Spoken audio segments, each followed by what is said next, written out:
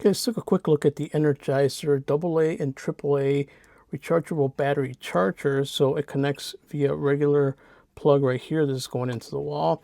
And then let me demonstrate the AA batteries, which we put in here.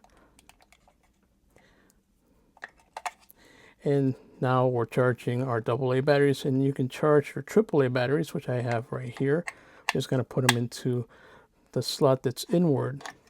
So once that's in, you can have AA's charging and AAA's charging.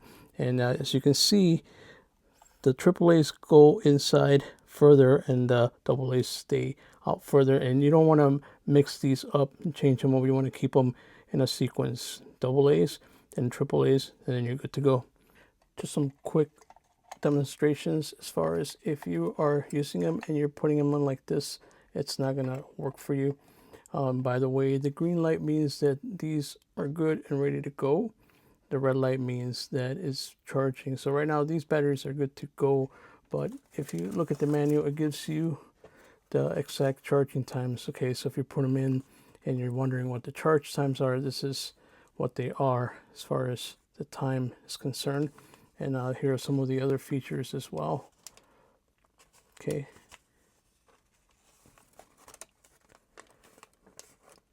So you're just going to have to use your own timing to figure out when it's ready, because the solid green light, this green light will not go off.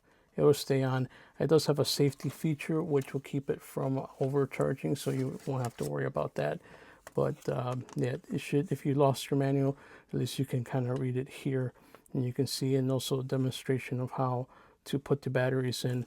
Oh, one more thing, if this is flashing, you put your battery in and this is flashing, it means you might have a faulty battery and you might need to replace it. But for the most part, the ones I have are good to go, solid green, and you know, I know that they're ready to be used.